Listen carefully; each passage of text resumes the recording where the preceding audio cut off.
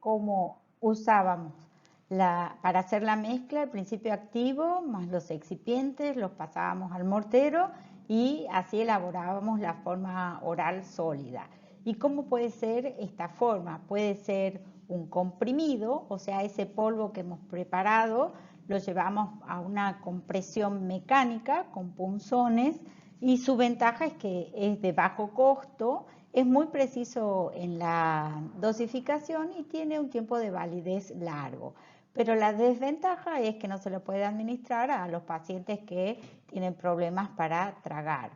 También podemos hacer cápsulas, pero las cápsulas son más caras que los comprimidos y tienen las desventajas de que tiene que llenarse una determinada capacidad que es lo que tiene cada cápsula, porque vienen de 150 miligramos, 200 miligramos, 250 miligramos, etcétera, y no se pueden fraccionar.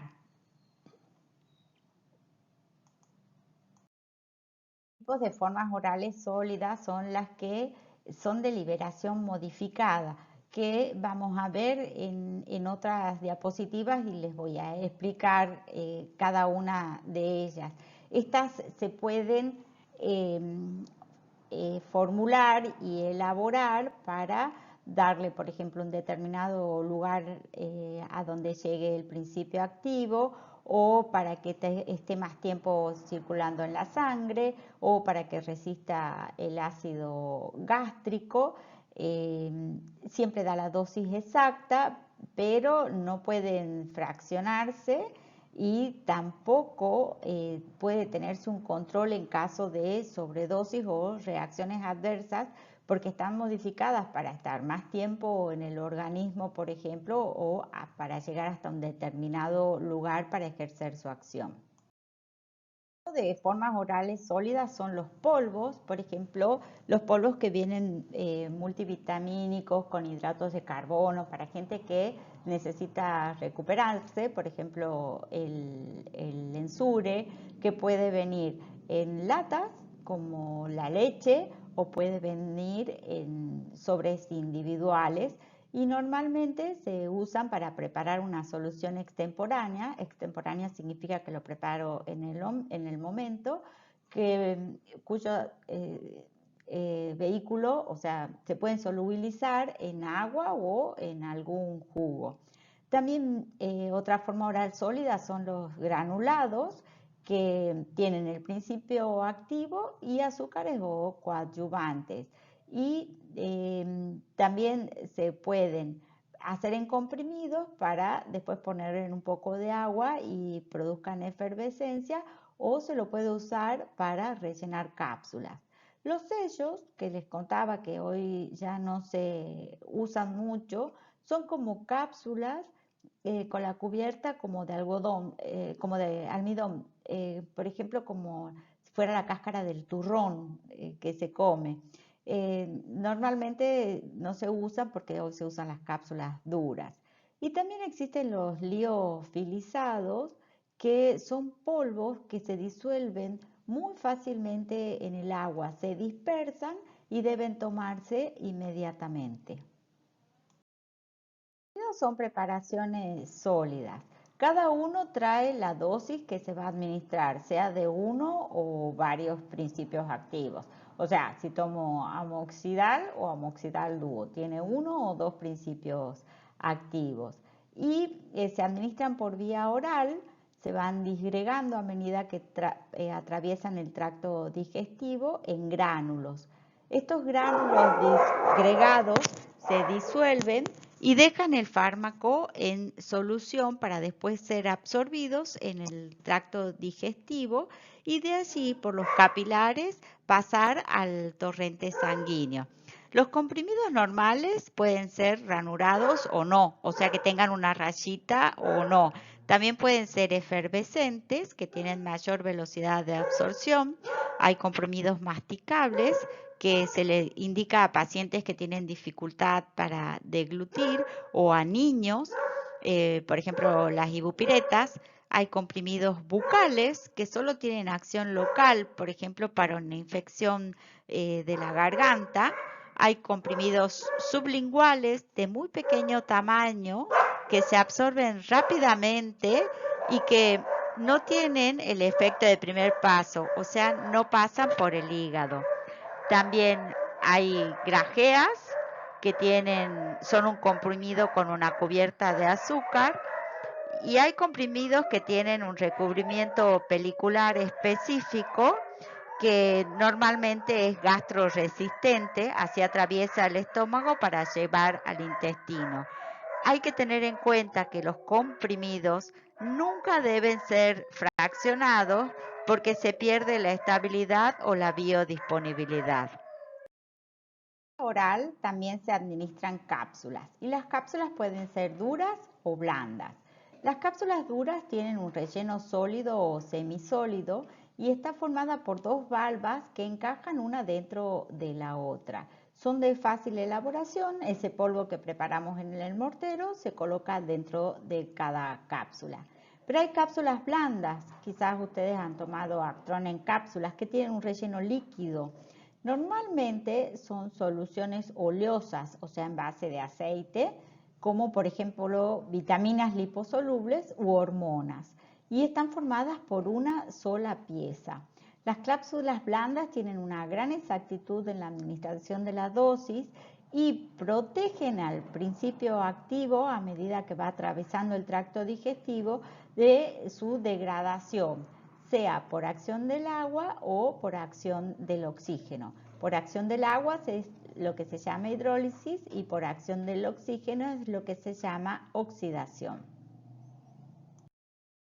Cuando recién vimos las formas farmacéuticas de liberación modificada o liberación, vemos que hay varios tipos. Las formas de liberación acelerada son formas sólidas que se disuelven instantáneamente en la cavidad bucal sin necesidad de administración de líquidos. Ejemplos de estos sistemas son los comprimidos o tabletas liofilizadas. Hay diferentes sistemas en función del mecanismo de liberación, como por ejemplo los comprimidos de disgregación rápida en contacto con la saliva o los Liotap bucodispersables. Por ejemplo, hay un analgésico que es piroxicam, que es un antiinflamatorio, que usa esta forma. Su nombre registrado es Feldene. La ventaja es que tienen una mayor facilidad en la administración. Las formas de liberación diferida o retardada, en este caso el medicamento es liberado en un momento distinto al de la administración, lo que no prolonga su efecto terapéutico. Se trata de formas que tienen una cubierta entérica o resistente al pH, en las que el pH es el ácido del estómago, en las que el principio activo se libera en un lugar concreto del intestino delgado, pasando por el estómago sin degradarse. Son útiles para la administración de fármacos que se inactivan o que dañan la mucosa digestiva. Por ejemplo, el omeprazol de 20 miligramos, que es un antiácido. Las ventajas de la forma de liberación diferida o retardada es que permite administrar por vía oral fármacos que serían inactivados por los jugos gástricos, el caso que les dije recién, el omeprazol, el pantoprazol, que vamos a ver a nivel cuando veamos sistema digestivo. Otra ventaja es que pueden minimizar los efectos derivados de la gastrolesividad que tienen por contacto. Podemos usar en esta forma el diclofenac, por ejemplo. Para el caso de las formas de liberación prolongada, tenemos que reconocerla porque en un momento que veamos antihipertensivos y tocolíticos, vamos a ver una droga que se llama nifedipina y que viene en esta forma. El principio activo para las formas de acción sostenida o continuada se libera a una velocidad constante, con el objeto de reducir los niveles de concentración en la sangre. Entonces siempre está enviando la misma cantidad de dosis. Hay sistemas especiales que se llaman oros, con una membrana especial que tiene en el centro una mezcla que tiene afinidad por el agua o por las grasas según lo que yo esté intentando administrar. Lo que le decía, el Adalat Oros, que se utiliza en el tratamiento de la hipertensión en el embarazo.